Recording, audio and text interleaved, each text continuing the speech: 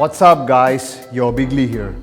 When it comes to forearms, people just see the inner side, they don't see the outer side. The exercise to build good outside of your forearm is reverse wrist curls. You've already seen me do the wrist curls. We just hold it in the opposite direction and make sure you reduce the weight.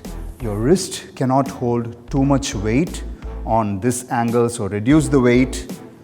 Just like your wrist curl, support your forearm completely on the pad.